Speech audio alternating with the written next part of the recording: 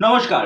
তা আজকের এই ভিডিওটা দেখার পর অনেকের হয়তো আমার প্রতি রাগ উঠতে পারে, আমাকে ২-৪ টে গালিগালাজ করতে পারেন। কিন্তু বিশ্বাস করুন, আমি যেই কথাগুলো বলবো আমার মনে হয়েছে এই কথাগুলো বলা অত্যন্তই দরকার।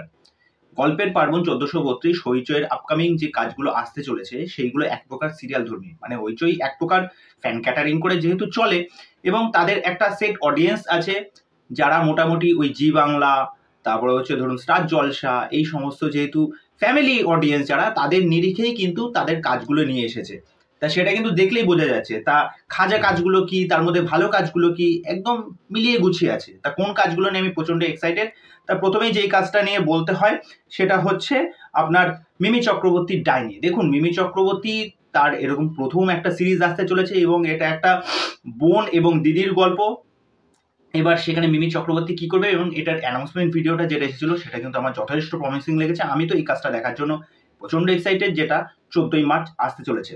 এবার যদি পরবর্তী কাজটাকে নিয়ে কথা বলি, যেটা হচ্ছে অ্যাডভোকেট অচিন্ত আইচ, যেখানে আমরা ঋত্বিক চক্রবর্তীকে দেখতে পাচ্ছি এবং এর যে আগের পার্টটা ছিল সেটা কিন্তু আমার আহামরি খুব একটা কিছুই লাগেনি, যেটাকে ডিরেক্ট করছেন জয়দীপ মুখার্জি। এবার পরবর্তী যেই সিরিজটা নিয়ে কথা বলবো সেটা হচ্ছে লজ্জা 2, যেটাকে ডিরেক্ট করছেন অদিতি রয়। আমার খুবই জঘন্য লাগে মানে এরকম ধরনের কাজ, কিন্তু কিছু করার নেই। তা আমি এই সমস্ত সিরিজের পার্ট নই। আবার প্রিয়াঙ্কা সরকারকে দেখতে পাবো ওইসব ন্যাকা জিনিসপত্র। এরপরে চলে আসছি নাগমণির রহস্য, যেখানে আমরা লিড চরিত্রে সোহিনী সরকারকে দেখতে পাবো। এটাকে ডিরেক্ট করছেন সায়ন্তন ঘোষাল। সায়ন্তন ঘোষাল খুব পছন্দের একজন পরিচালক, তো দেখা যাক এই কাজটা কেমন হয়। এই যে পোস্টারটা ড্রপ আউট করা, যে পোস্টারটাও কিন্তু বেশ ভালোই লাগছে। এরপরে যদি চলে আসি তোমাকে চাই, এটাও আরেকটা ন্যাকা কাজ। আমি এই সমস্ত ন্যাকা কাজের অভ্যস্ত নই, ওটা যেটাই বললাম যে অদিতি রায় আবার এই ন্যাকা কাজ নিয়ে আসছে। তা যাই হোক, আমি তো এটা অন্তত দেখবো না। তারপরে হচ্ছে ভাদুরী মশাই, আবার আসছেন ভাদুরী মশাই নিকোজ ছায়া 2, কেননা আবার তিনি কিভাবে তার শক্তি দিয়ে সেই সমস্ত অশুভ শক্তিকে বিনাশ করতে পারেন, তা সেটা দেখার জন্য আমি প্রচন্ড এক্সাইটেড আছি। কেননা ভাদুরী মশাই আমার এই চরিত্রটা খুব ভালো লেগেছিল। চিরঞ্জিত খুব ভালো মানের একজন অভিনেতা। তো দেখা যাক এই কাজটা কেমন হয়, যেটাকে পরিচালনা করছেন কিন্তু পরমব্রত চট্টোপাধ্যায়। এবার যদি চলে আসি কাল রাত্রি, এবার এইটা দেখার পর তো মানে আর কিছু বলার নেই। স্বামী মারা গেছে, সেই খুনের রহস্য আবার বার করবে সৌমিত্রিষা। অনেকে সৌমিত্রিষাকে বিরাট কিছু একটা মনে করে, খুবই ন্যাকা একটা কাজটা আসছে, সেটা হচ্ছে ভূত বেরকি।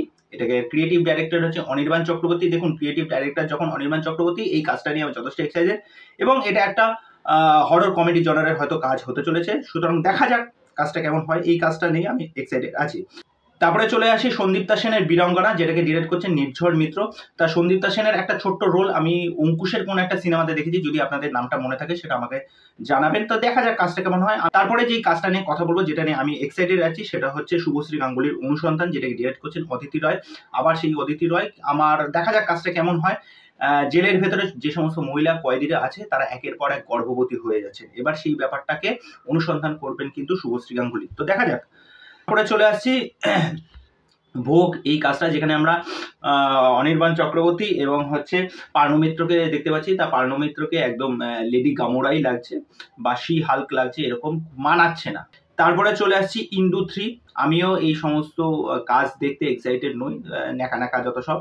তারপরে চলে আসছে ফেলুদার গোয়েন্দাগিরি রয়্যাল বেঙ্গল রহস্য, যেটাকে ডিরেক্ট করছেন কমলেশ্বর মুখার্জি। তা এটা আপনার ২০২৫ শীতে আসতে চলেছে। তা এই হচ্ছে আপকামিং কাজ।